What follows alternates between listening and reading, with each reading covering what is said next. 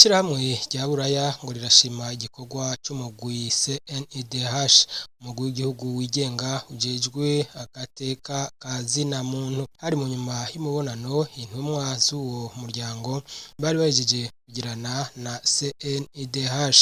Reka rero twumvirize Dr Sixte Vinyini Muraba, umukuru w'uyo mugwi. Kuronka abashitsi baje kuturaba, ibikuru twaganiriye nibijanye n'agateka ka zina muntu, na cane ingene twe dusanzwe dukora, biba ibijanye n'amatohoza, biba bijanye no gufasha abakeneye yuko tubafasha mu bijanye n'agateka ka zina muntu. Twavuganye n'ibijanye n'ingene twandika amaraporo kugira ngo bashobore kubitahura neza. Hariho icegeranyo tumaze iminsi gisohotse kivuga ku bijanye n'agateka ka zina muntu. Twebwe abandika ntitubabuza, murazi ko mu gateka ka zina muntu hariho uburenganzira bw'umwe wese gushobora kuvuga ivyo yifuza. Ni kuvuga ko babivuze ni vyiza kuko ni liberté d'expression. Twebwe mugabo iyo ukeneye ikintu cyose kijanye n'agateka ka zina muntu, turagerageza uburyo bwose dushobora kugira tuze turabicisha mu maraporo. Nibaza ko ukeneye kumenya ingene ivy'agateka ka zina muntu kameze mu Burundi, iraporo iriho kandi iri ku rubuga rw'umugwi w'igihugu wigenga agateka ka zina muntu, arashobora kuyisoma. Ariko Mr. President, hari abantu badashobora gusoma kuri izo mbuga, mwoshobora kubamenyesha? Twarabivuze mu nama nshingamateka, ibitagenda twarabivuze vyose. Turavuga ibijanye n'ibitigiri vyinshi by'abantu bafunzwe, turatanga n'inyishu z'ivyokorwa.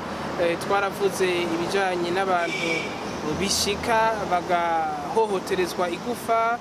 Twaravuze ibijanye n'abataronka ubutungane nk'uko bivyaritegerezwa kubera ata buryo bafise. Ivyo vyose nibaza ko biri muri ibi bintu vy'imigambi turiko turashikiriza abasanzwe bafasha igihugu cy'u Burundi hamwe na leta y'u Burundi. Kandi nibaza ko namwe musanzwe mubizi ko nk'ikijanye no kugabanura abantu bari mu busho kiza casubiye gutangura, kandi turagikenguruka. Vyobandanya, nibaza ko mu minsi iza bizobera neza gusumba. Yavuze ku bijanye n'uburyo mukoresha kugira ngo kumbure mushobore gukingira agateka ka zina muntu mu Burundi. Mubona bavyakiriye gute, bakiriye gute uburyo mukoresha hano mu Burundi, cyane ino komisiyo murongora? Nabonye ko yabishimye kuko ntawe ushobora kumenya Uburundi gusumvya umurundi wenyene kandi abubamwo.